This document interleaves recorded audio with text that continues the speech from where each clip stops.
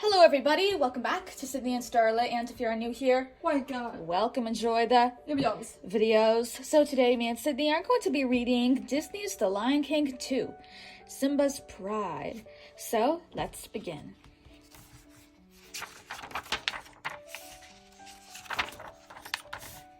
The animals of the Pride Lands gathered once again to pay their respects to the Lion King and his queen.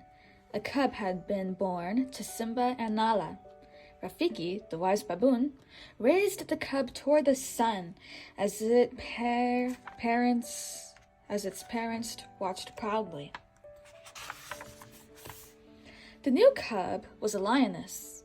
Princess Kiara was her name. Rafiki painted Kiara's picture next to that of her father, Simba. The circle of life is complete, Rafiki said. But was it? For beyond the Pride Lands lived the outsiders. They had been banished by Simba for siding with the evil Scar. Zira, a mean-spirited lioness, was their leader. Scar had chosen Zira's cub, Kovu, to be king. There was news from the Pride Lands. Simba's cub was a girl. Perfect, Zira exclaimed. Girls will be girls, but boys will be kings. Zira planned to reclaim the Pride Lands for the outsiders, with Kovu as the next Lion King. The months passed quickly, and Kiara grew into an adventurous young lioness eager to explore the Pride Lands. Stay inside of Pride Rock, Simba reminded her as she was about to bound off excitedly. Simba sent Timon and Pumbaa to watch over her, just in case, but she managed to slip away from her babysitters when they stopped to snack on some grubs. Suddenly, Kiara came face to face with Kovu. She circled him. My father says never to turn your back on an outsider. Do you always do what Daddy says? Kovu asked. Just then, what the cubs thought was a fallen log moved. It was a crocodile on the attack. Kiara and Kovu scrambled out of the crocodile's reach. We make a good team, Kiara said. The two cubs began a game of tag. Just as Kovu was about to tag Kiara, there was a deafening roar. It was Simba. He jumped between the cubs and approached the outsider. Then there was another roar. This time it was Zira. The lions faced off. I banished you from the Pride Lands, Simba reminded her. Take your son and get out. As Zira turned away, Kovu and Kiara said goodbye to each other and sadly returned to their homes. Back home, Simba scolded his daughter. You need to be careful, Simba told her. As future queen, what if I don't want to be queen? Kiara interrupted. That's like saying you don't want to be a lion, Simba replied. It's in your blood, as I am. We are one. Becoming queen was a big responsibility, but Kiara wished she and Kovu could have become friends. Far from Pride Rock, Zira scolded Kovu for being with the Pride Lander. I'm sorry, Kovu said. I thought we could be friends. What an idea! Zira forgot her anger. Friendship with Kiara was the perfect way to trick Simba into welcoming Kovu into his pride. Then Kovu would replace Simba as king. The years passed. Under Zira's guidance, Kovu grew into a fierce lion with only one purpose, to reclaim the Pride Lands. Under Simba's guidance, Kiara also grew up. Today, Simba was sending her on her first hunt. Meanwhile, Zira was watching a fire her lions had set in the distance. The plan is in motion, she said to Kovu.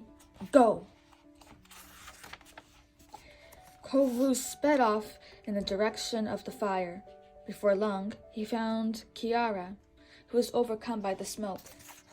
Kovu quickly placed her on his back and carried her to safety, where he was met by Simba. Kovu stepped forward. "I wish to join your pride," he said to the Lion King.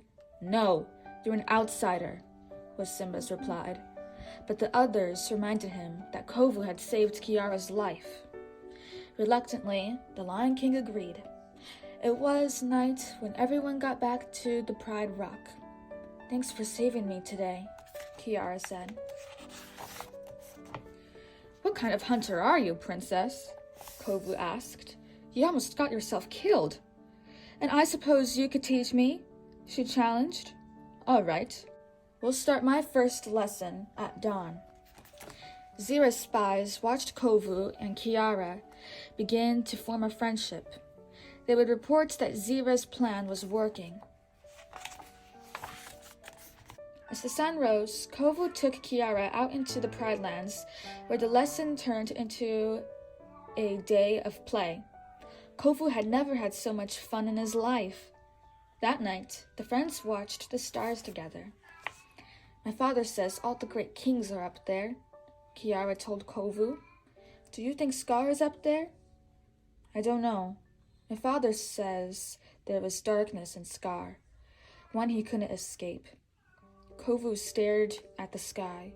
He wondered if there was a darkness in him too, as there had been in Scar.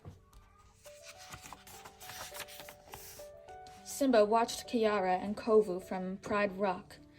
He was still unsure about the outsider and worried about the future of his pride. He too looked to the stars and to his father for guidance. Nala approached him. "Simba, you want so much to walk the path expected of you," she said. "Remember, Kovu does not." Nala was right. Kovu was questioning the path Zira had planned for him. Was it evil to follow Zira's teachings? To be like Scar? Suddenly, an arm popped out from a bush. It was Rafiki. "Follow me," he said. Kiara and Kovu followed him to a beautiful waterfall. There, the wise baboon taught the young lions about Upendi, a special place in the heart that Kiara and Kovu now shared. Early the next morning, Simba approached Kovu for a lion-to-lion talk. Scar couldn't let go of his hate, Simba told the young lion. But sometimes what's left behind can grow better than the generation before. Kovu understood. Simba was giving him a chance to prove himself. That evening, as Simba and Kovu were returning to Pride Rock, Zira emerged. "Well done, Kovu," Zira scoffed. "You've separated Simba from the others just as we planned." "No!" Kovu protested. "I had nothing to do with this." Zira's lions attacked. Simba tried to fight them off, but he was outnumbered. Zira's lieutenant, Nuka, pursued the Lion King as he crumbled over a pile of logs. Simba escaped, hurt but alive. Nuka was not so lucky. After the battle, Simba banished Kovu from the Pride Lands. "Kovu didn't do it," Kiara pleaded, but her father wasn't willing to listen. Kiara ran after Kovu and found him by a pool of water. They sat together and watched their reflections. As their images merged, they began to fall in love. "We are one," Kovu said. Kiara agreed. "Our place is with our prides. We will unite them again." Kiara and Kovu found their two prides facing off. "This has to stop," Kiara said to the lions. "We are all parts of the circle of life. We are one." An outsider stepped forward. "Kiara is right," she said to Zira. Slowly, the other outsiders joined the Pridelanders. Only Zira refused to offer the offer of peace. She lunged viciously at Kiara, but missed her target and tumbled over a ridge. Kiara reached down to her, but Zira couldn't reach her paw. The evil lioness fell into the ravine and was never seen again. Soon, Kiara and Kovu were sitting proudly at the side of Simba and Nala as Rafiki blessed their union. All the lions looked on with pleasure. Simba's pride had finally been reunited. The end. So that is it for today, everyone. We really hope you all enjoyed it, and we'll see you all next time. Bye-bye. Bye. Pick out your favorite page.